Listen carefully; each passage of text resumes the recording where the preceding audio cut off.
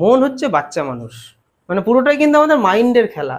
Meditation করতে যখন তুমি বসবে তখন তোমাকে এসে একটা ঘুষিও মেরে দিতে পারে সে। আমরা জিনিসটাকে বড় করে দেখছি না, ছোট করে দেখছি, জাস্ট নেগলেক্ট করতে হবে। কোনো মনে রাগ, কষ্ট বা দুঃখ বা কোনো কথা বারবার মনে আসছে, কিন্তু আমি চাই সেই কথাটাকে ভুলে যেতে বা কিছু, এটা মানে ভোলার কোনো ট্রিক। এটা কি পড়াশোনার সময় নাকি নর্মাল সময়ের কথা? Normal normal life. পড়তে বসছি, কোনো একটা কথা খুব মনে আসছে, কিন্তু চাই না আমি সেটা মনে আসছে। হ্যাঁ, ওটা আমাকে খুব ডিস্টার্ব করছে। আমি কিছু পড়তে গেলে মাথায় আসছে না, বা মাথায় ঢুকছে না, বা অন্য কিছু করতে গেল। হ্যাঁ, এবার এই জিনিসটা যেটা তোমার মাথায় ডিস্টার্ব করছে বারবার, এটা কিন্তু মানে কোনো একটা ঘটনা ঘটেছে, তোমায় খুব ডিস্টার্ব করছে। মানে সেই কথাটা বারবার মনে পড়ছে, আমার মন অস্থির হয়ে যাচ্ছে। ঠিক আছে, মানে কেউ যদি আমার সাথে অন্যায় করে থাকে, মনে হচ্ছে আমি এখনই গিয়ে তাকে এই কথাগুলো শুনিয়ে দিতে পারলে বাঁচি। এরকম জিনিস মাথার মধ্যে আসতে পারে। এবং এই জিনিসগুলো কখন আসে? এই জিনিসগুলো আসবে যখন তুমি চুপ করে বসবে। আর চুপ করে তুমি কখন বসো? যখন পড়তে বসো। তুমি যখন কিছু মানে এক জায়গায় বসে কিছু করবে, বা একা একা তুমি কিছু করছো, তখনই এই জিনিসগুলো মাথার মধ্যে আঘাত করে, তখনই এফেক্ট ফেলে।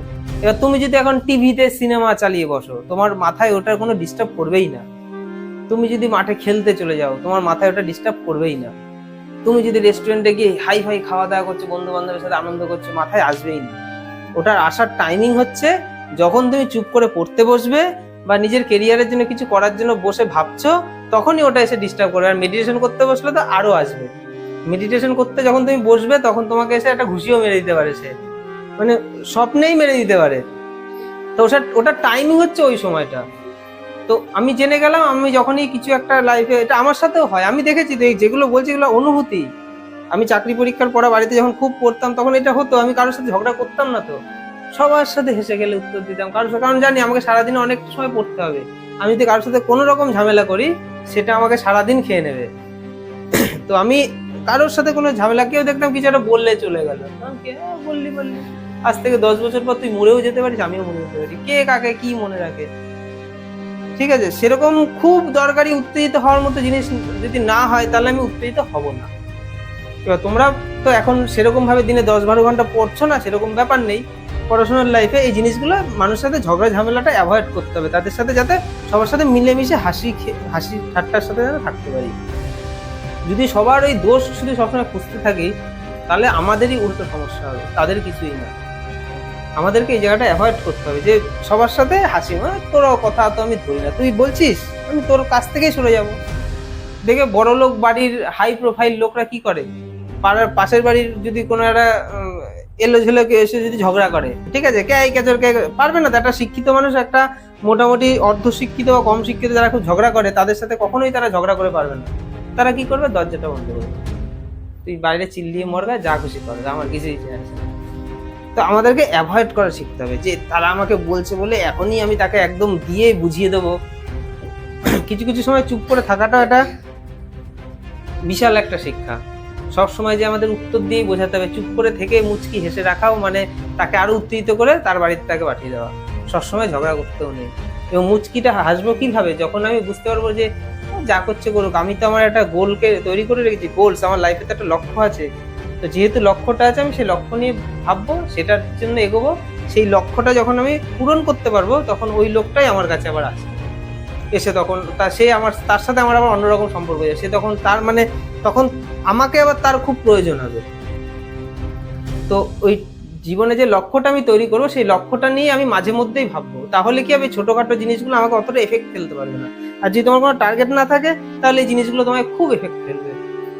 তো আমাদের টার্গেট, লক্ষ্যর দিকে মনটা রাখতে হবে, তাহলে এই ছোট ছোট জিনিসগুলো আমাদের ডিস্টার্ব করতে পারবেই না। আসলে মনে হবে যা কি আছে, যা যা চলে যা, আর আজ থেকে 10 বছর পর এই জিনিস আমারও মনে থাকবে না, তোর মনে থাকবে না।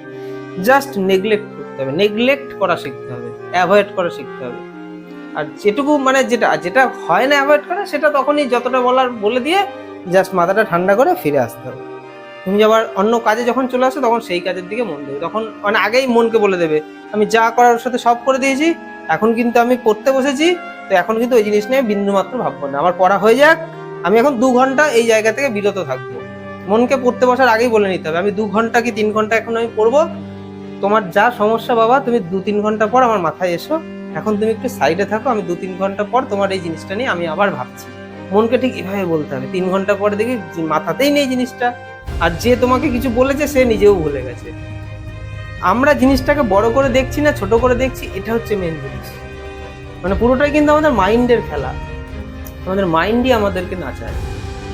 আর মন হচ্ছে বাচ্চা মানুষ, লজেন দিয়ে যেমন বাচ্চাকে ভোলানো যায়, মনকেও ভোলানো যায়। মনকে জাস্ট বলতে হবে, বাবা তুমি থাকো, এখন আমি এইটা করে নিই, আমি খুব তাড়াতাড়ি তোমার কাছে ফিরে আসছি, তোমার এই কথাটা নিয়ে আমি খুব ভালোভাবে ভাববো, কি করা যায় আমি ভাবছি, তুমি একটুখানি থামো, একটু দাঁড়াও, আমি 2 ঘন্টা একটু পড়ে নিই, তারপর তুমি ফিরে এসো। এবার তুমি পড়তে বসেছো, মন যদি আবার আসে, তখন তুমি জানো মনকে তো আমি বলেই রেখেছি যে 2 ঘন্টা পর তোমার সাথে দেখা করছি, তাহলে এখন আমার আসলেও কোনো ব্যাপার নেই, তোমাকে পাত্তা দিতে পারবো না। তো মনের মধ্যে যখনই এই কথা আসে, মন করে যাও যাও যাও যাও, 2 ঘন্টা পর তোমার সাথে দেখা করছি। এভাবে মনে মনে মনকে কন্ট্রোল করতে হবে, অটোমেটিক মন কন্ট্রোল হয়ে যাবে।